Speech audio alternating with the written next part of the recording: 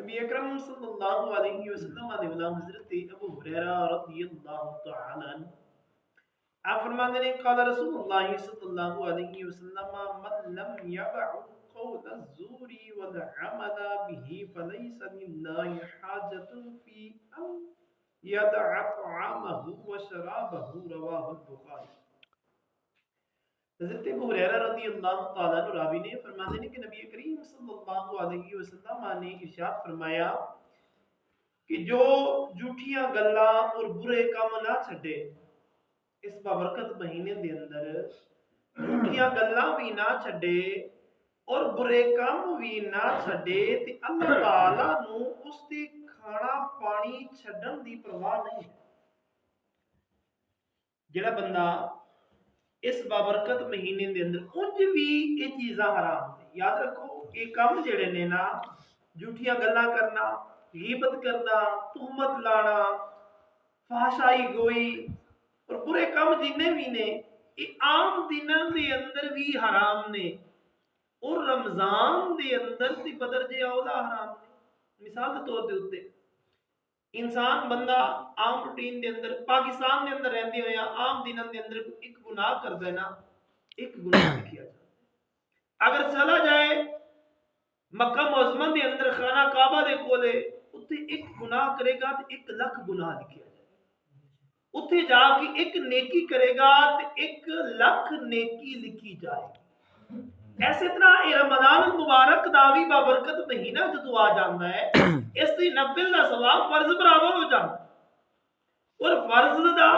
کئی گنا زیادہ ہو جاتا ہے۔ نبی اکرم تاجدار انبیاء صلی اللہ علیہ وسلم نے گناہوں یاد رکھو پھر گناہ بھی اسی طرح زیادہ ہو جاتا ہے، جس طرح ثواب زیادہ ہو جاتا ہے اسی طرح گناہ بھی زیادہ ہو جاتا ہے۔ آقا علیہ الصلوۃ والسلام نے غلاموں یاد رکھو حضور فرمایا جڑا جھوٹیاں گلاں یعنی تسی دن نو روزہ رکھ لیا آخیا میں اللہ تبارک و تعالی دی واسطے اللہ تعالی نو راضی کرن واسطے روزہ رکھیا کہ کسی دے اوتے تہمت لا، کسی دا گلہ کر، کسی دے اگے شکوا کر وغیرہ وغیرہ جو اج اسی اس معاشرے دے اندر دیکھ رہے ہیں، یعنی جدوں بیٹھا کسی نے کسی دا گلہ کردے رہنا، کسی نے تو تہمت لاندے رہنا، کسی تو بہتان بندے رہنا۔ اسی طرح فرمایا جدوں تو یہ چیزاں نہیں چھڈے گا اور برے کام بھی نہیں چھڈن لگا، نہ اپنے اکھاں دی حفاظت کرنا ہے، نہ اپنی شرمگاہ کی حفاظت کرنا ہے اور نہ برے خیالات ترک کرنا ہے، برائیاں تو بھی نہیں پرہیز کر رہا تے حضور فرماتے ہیں اللہ تعالیٰ نو صرف تیرا کھانا پانی چھڈن دی پرواہ نہیں ہے کہ تو صبح تو لے کے نماز مغرب تک بھوکا پیاسا رہ جا تے تو سارا کچھ کر لیا تو کامیاب ہو گیا، فرمایا اس چیز تو اللہ بے پرواہ ہے۔ اگر دین دے رستے تے آنا ہے فسل مکاف پکے پکے دیندار بن جا، ضرورت وقت نہیں ہے بلکہ پکے پکے۔ نبی اکرم تاجدار انبیاء صلی اللہ علیہ وسلم نے غلاموں میں جمعہ مبارک دے خطبے دے اندر بھی آکھیا سی لوگاں نو سانو دسنا نہ پوے،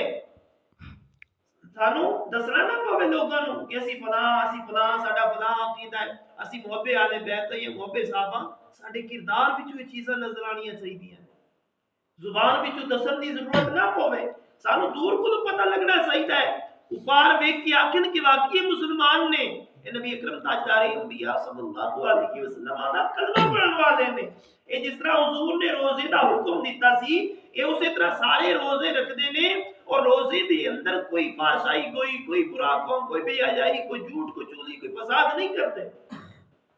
علیہ الصلوۃ والسلام نے کہا کہ اگر اسی اس بابرکت مہینے دے اندر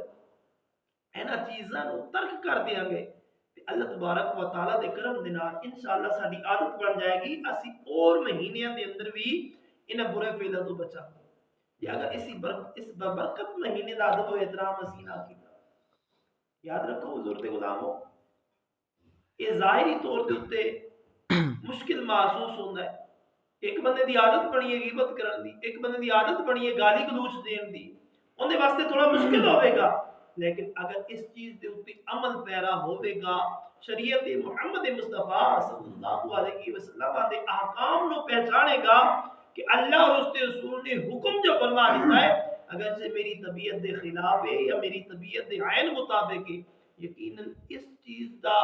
جڑا ثواب ہے نا وہ اپنی قبر دے اندر ضرور پائے گا، اللہ تبارک و تعالی دی رحمت نو ضرور ویکھے گا، کہ میں رب تعالی دے حکم دے مطابق زندگی گزار کے میرے رب نے مینوں اجر بھی دیتا ہے۔